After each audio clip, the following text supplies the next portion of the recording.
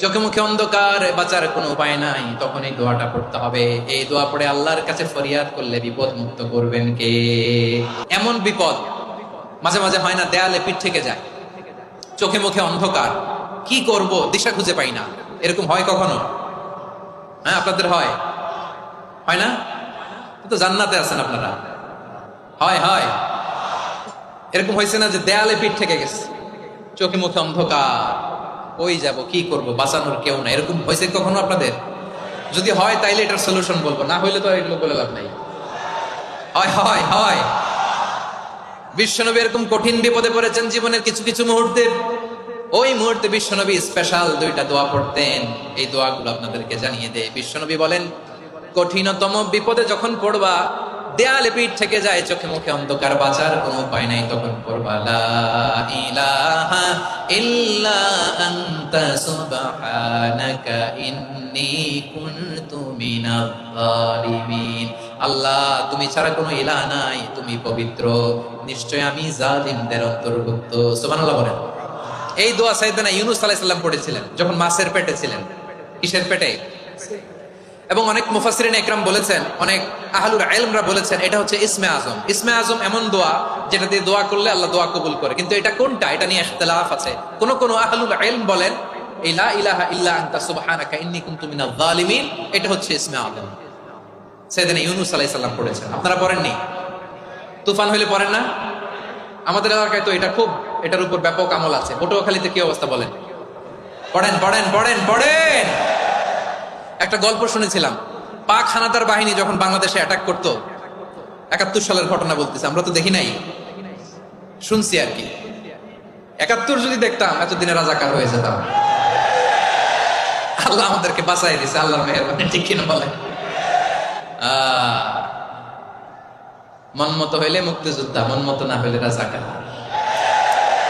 কত কিছু দেখলাম এই শাহবাগের বুকে।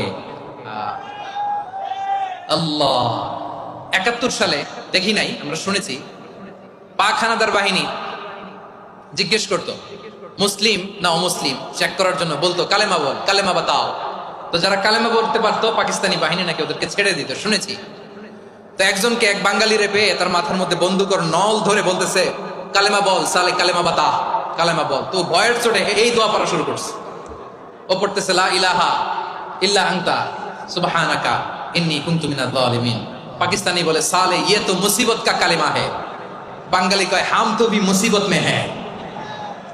পাকিস্তানি বলে বেটা কোন দোয়া বললি, এটা তো মুসিবতের কালেমা। কয় আমিও তো মুসিবতে আছি, আমার মাথার মধ্যে বন্দুক ধরে তুমি আমার কালেমা জিজ্ঞেস করো, এখন কোনটা কালিমা আর কোনটা কি দোয়া, আমার হুশ আছে নাকি? প্রিয় ভাইরা, আসলে এটা দুআউল মুসিবা, বিপদে পড়লে এই দোয়া পড়তে হয়। লা ইলাহা ইল্লা আনতা সুবহানাকা ইন্নী কুনতু মিনাজ জালিমিন, এটা পড়বেন আপনারা। এই দোয়া পড়ে সাইয়েদনা ইউনূস আলাইহিস সালাম মাছের পেট থেকে রক্ষা পেয়েছিলেন। রক্ষা করেছিল কে? তুমি ইউনূস নবীরে যখন খাইলো মাছেতে গিলিয়া, ফেরেশতা পাঠাইয়া দিলে ইসমে আজম দিয়া। প্রাণে ছিল যাহার ভয় সেথা পাইল আশ্রয়, প্রাণে ছিল যাহার ভয় সেথা পাইল আশ্রয়। মাছের পেট হতে সে যে পেল পরিত্রা। আল্লাহু আল্লাহু তুমি জাল্লে জালালুহু, শেষ করা তো যায় না গে তোমার গুণগান। আল্লাহু আল্লাহু, সুবহানাল্লাহ পড়ে। লা ইলাহা ইল্লা আনতা সুবহানাকা ইন্নী কুনতু মিনাজ জালিমিন। বিশ্বনবী বললেন, দেয়ালে পিঠ থেকে গেলে, চোখে মুখে অন্ধকার, বাঁচার কোনো উপায় নাই, তখন এই দোয়াটা পড়তে হবে। এই দোয়া পড়ে আল্লাহর কাছে ফরিয়াদ করলে বিপদ মুক্ত করবেন কে? কেন এই দোয়াটা আল্লাহর কাছে বড্ড প্রিয় জানেন আমার ভাইয়েরা? কারণ এই দোয়ার মধ্যে 3টা জিনিস আছে। আমি যেরকম আঙ্গুল উঁচু করেছি এরকম করেন তো। 3টা। কয়টা? 3টা। 1 নম্বরে হচ্ছে তাওহীদ, 2 নম্বরে তাসবিহ, 3 নম্বরে তাকরীর। আই রিপিট, আবারও বলছি, 1 নম্বরে তাওহীদ, 2 নম্বরে তাসবিহ, 3 নম্বরে তাকরীর। এই দোয়াটা আল্লাহর কাছে এত পছন্দনীয় কারণ এই দোয়ার প্রথম অংশে আছে তাওহীদ, আল্লাহর একত্ববাদের ঘোষণা। লা ইলাহা ইল্লা আনতা, ও আল্লাহ আপনি ছাড়া কোনো ইলাহ নাই, উপাস্য নাই।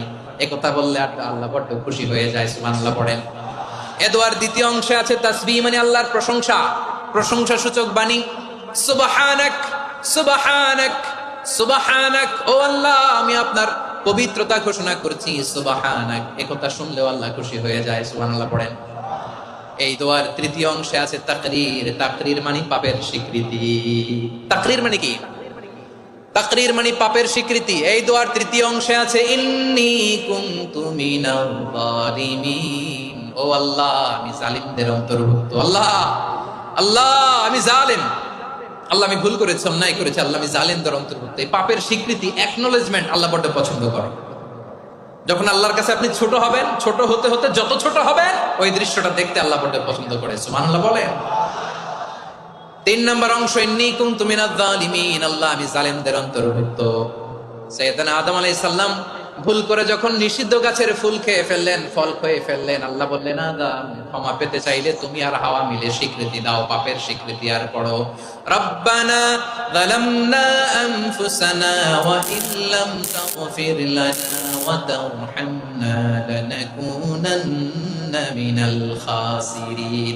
ও আল্লাহ আমি আদম আর হাওয়া জালামনা আনফুসানা, আমরা আমাদের নফসের উপর বড় জুলুম করেছি। আল্লাহ ওয়া ইল্লাম তাগফির লানা ওয়া তারহামনা, আপনি যদি ক্ষমা না করেন, আপনি যদি দয়া পরবশ না হন, আপনি যদি রহম না করেন, আমরা তো ক্ষতিগ্রস্তদের মধ্যে শামিল হয়ে যাব। এই দোয়া করার সাথে সাথে সাইয়েদনা আদম আর হাওয়া আলাইহিস সালামকে ক্ষমা করে দিলেন কে? তাহলে এই দোয়ার 3 নম্বর অংশ তাকরীর, এটা আল্লাহ বড় পছন্দ করে। আমার কলিজার টুকরা ভাইয়েরা, গুনাহ করে শিকার যেতে হবে, এটা আল্লাহ ভালোবাসেন।